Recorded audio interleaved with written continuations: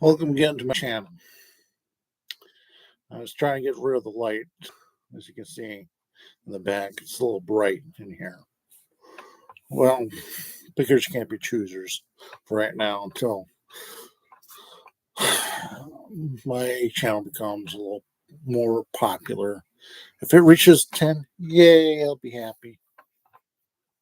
But it's not all about that. For right now, this is just a hobby for me. But I had to take pause and realize what's important to Americans.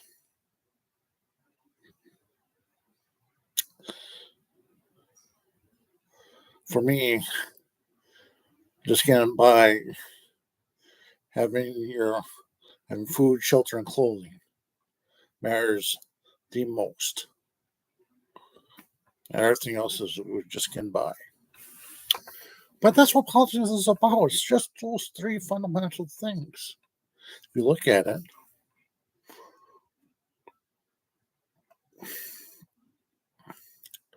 in the days of the caveman or pre-humans, they didn't have to worry about money. They had to worry about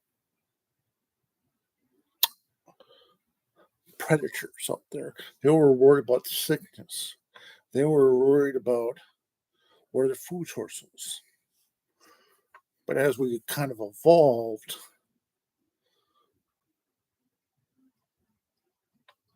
and we started getting individual ideas and talents and stuff like that,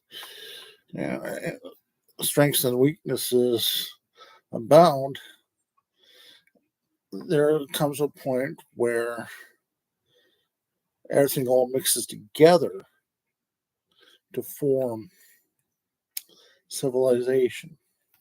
In this case, in America,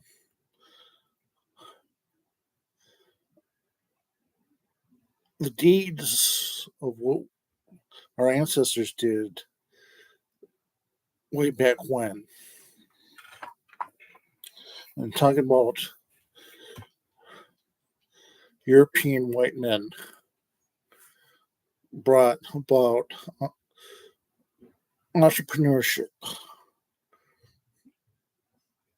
monopolies, oligarchical idealism into the fold, and with the help of the Catholic Church,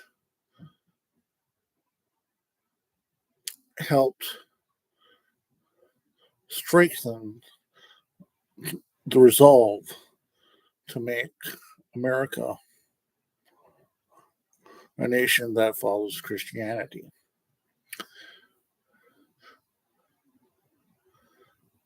That was sort of the drug.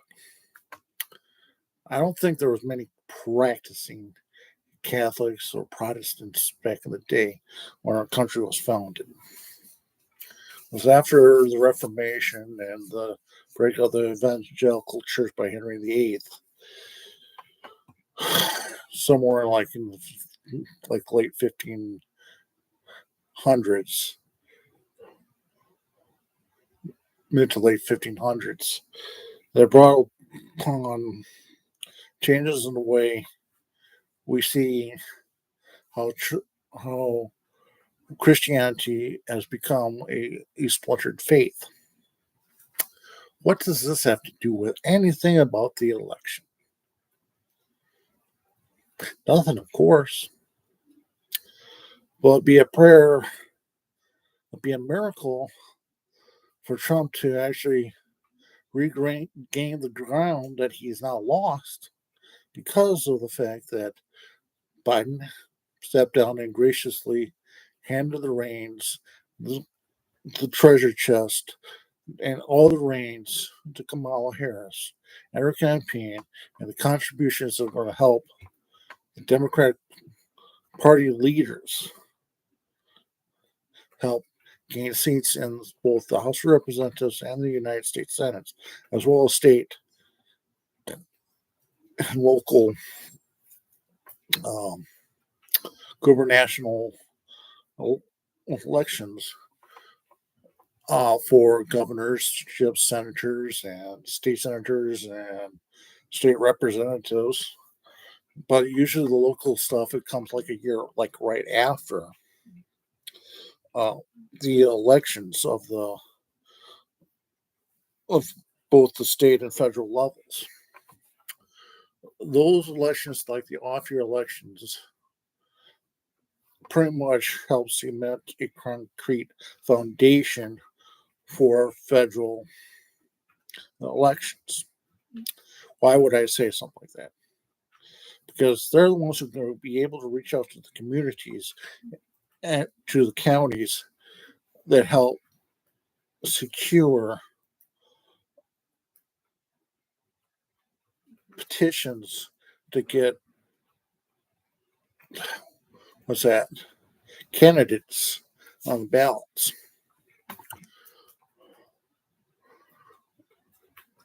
The debate that Biden had pretty much kind of sealed his fate. And I was in denial, I have to be honest with you, but I thought if he kind of pushed Biden in the right direction, he will capitulate to whatever. The problem is, he's 81 years old. His heart, his mental faculties are now very much in question because there's been sort of like the main focus throughout the whole election cycle since 2020. And I think the reason why Harris is the most viable candidate to actually beat Donald Trump is because she can win states where Biden couldn't, or be up past 2 to 3 points past Trump in the swing states. So thus securing the 270 threshold to win the presidency. This will call into questions of victories. Well, let's be given. Most of the central states that are between Washington, Oregon, and California, they're all going to be voting red no matter what. And they're like the least dense populated states around. And they tended to vote for Republican. In the South, there's a majority of white poor Americans that, like I say, Democrats are bad and they will get the vote. So you can guarantee from Texas to Florida up to Virginia, getting Kentucky and Tennessee and Arkansas to be very Republican. Florida, on the other hand, will always be a red state because of how their laws are set up during the election season. And I'll be kind of frankly honest with you, chances are the Florida turning blue in this year is slim to zilch. So, what's this have to do with Biden? Well, you key factor in Wisconsin, Michigan, Pennsylvania, all the Northwest, all the Northeast, and all the Pacific Coast is considered what you call the blue wall. So there's a really good chance that Alaska is the very least populated of all the states. There, I do believe Hawaii has maybe like 3 or 4 electoral votes. I'm not certain. I'm uncertain of the count for Hawaii of how many representatives they have. But I know Hawaii, Washington, Oregon, California, Arizona might be a toss-up. New Mexico might be, but rest assured, Missouri, Kansas, Iowa, and the Dakotas are going to be all blue. I mean, all red. So what I'm thinking is this: Kamala Harris is bringing in a bunch of money to the Democratic Party, in which Biden was struggling because if he goes down, so is the number of people in the House of Representatives. Those small donations can mean new life in the Democratic Party, which means there's going to be money to be spent on the House races even more. Right now, the state of Wisconsin, I'm seeing this for myself. Uh, Tammy Baldwin was going up against a California a banker. Don't know his name offhand, but I can tell you this much. I ain't going to vote for that joker. Problem with the far right, they think they understand politics, but they don't. They only understand what they like and the message they like. Like this: immigrants, brown and black, are evil, are taking our jobs.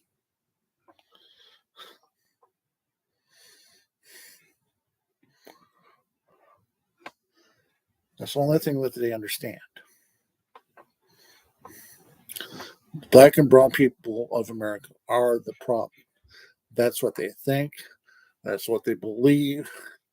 They believe that gays and the LGBTQ community is taking over. And it only makes only 1% of America. If we take 1% of all the people in the United States, the LGBTQ is possibly the most smallest community around. But yeah, but we tend to make a mountain out of a molehill. That's what Americans do the best.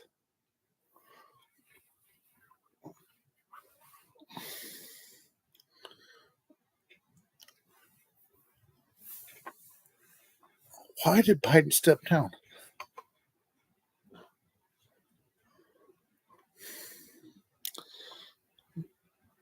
He cemented his presidency on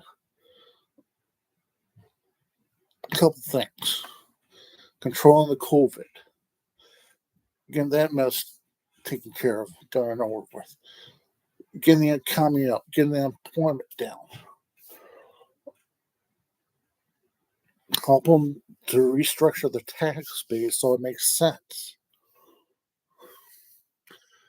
reducing the deficit. The things that he did not do well is what cost him uh, to win any votes from the Palestinians, women voters, and student voters. He had the chance to cancel out all student debt, but he did not do it. But I do see in the next couple of years. Right now, the policy for Harris announced her running mate might be Pete Buttigieg. That's what I'm seeing, and that's kind of like what's going on in the rumor mill. But to each his own. Pete is a very solid transportation secretary. He's been eyeing the presidency for the longest time. I'm willing to bet 2028, Pete Buttigieg, if he becomes vice presidential nominee, might just go up to Kamala Harris and say, hey, listen up. This is where you went wrong here, here, and here, and here. I want to fix those problems. In order for me to do that fixing is I need to run against you. So the chances are that the vice president might turn out a president are very slim to none. But let's talk about 2024, 2025 now for a second. What's at stake? Project 2025. Project 2025, I haven't read most of it, but I'm just gathering most of it is just a bunch of nepotisms, brown nosing, uneducated dimwits taking over federal employees' jobs and trying to force everything into privatization, but not doing a lot of the government stuff, things, but having everything contracted out. And what's at stake most is Social Security and Medicare and Medicaid. Those are the two things that's really at stake for America. And if you're like my age up to 65, they could be gone. It's something that we paid into. It could be stripped away, being taken and put into like private hedge funds or a high rolling derivative markets, which would be higher, well, regularly saying, "Oh, well, you lose. Your nest egg is gone." And, and those are things that really bother people that are in their mid 40s up to the age of 60, 65 right now. That's going to be the biggest voting Democrats in saying, hey, if I was going to vote between Trump or Harris, who's got my back? Trump or Harris when it comes to Social Security? Harris. And that's going to be the winningest reason why Trump is going to lose. Because most of the voting base does not understand Social Security, don't understand Medicare, Medicaid. If they do, they're kind of wondering why it sucks. And why it sucks is because it's underfunded and highly regulated. And highly means tested. And that's what frustrates Americans. Why means test the poor when you can't even means test very wealthy rich?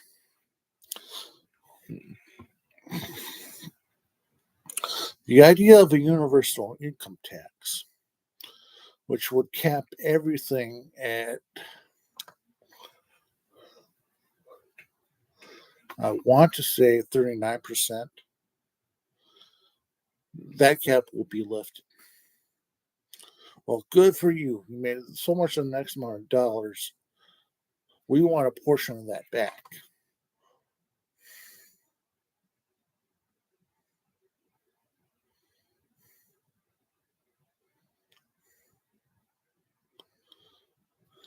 So,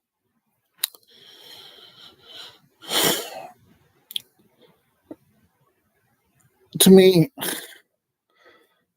bottom line is media coverage of the Trump trials Eileen Cannon, whatever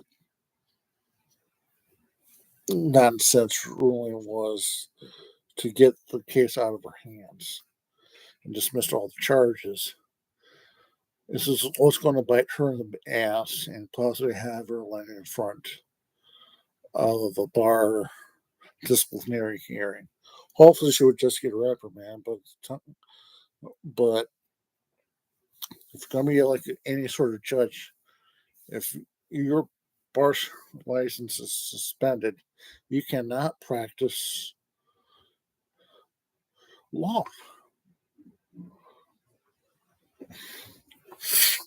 So there's so many, but, but that's a story for a different day.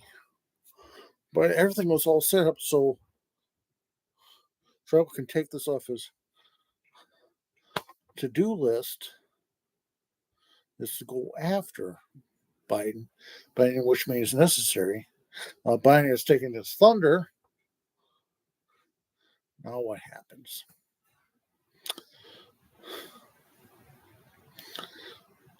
Trump is terrified right now. And his resolve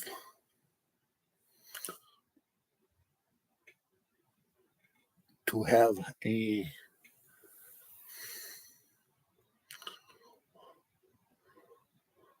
victory in November has just gone up in flames. Harris might just win just by a thin margin. But each state law is different from the rest. So what I conclude for Biden supporters is get behind Harris. Get behind AOC, Ilhan Omar, Rashida Tlaib, and a few others. Don't know a lot of fans. And they'll give you a lowdown.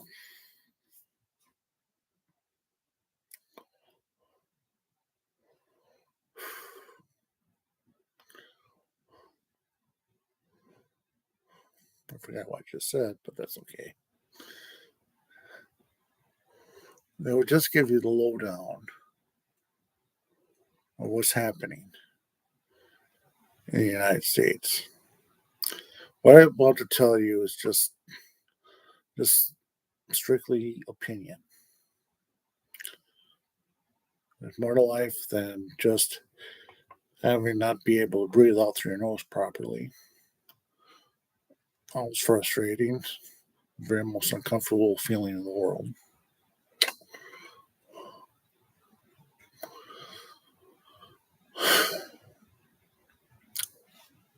I'm going to end this.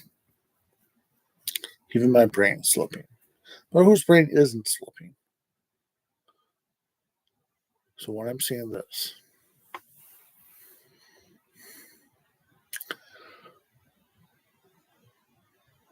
Harris is going to win the election.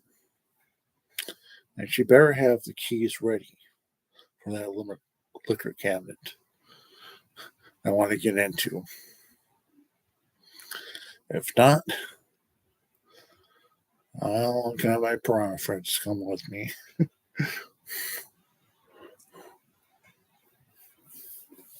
It's sort of an inside joke. Anyways, as far as Michigan is concerned, that's sort of a toss-up.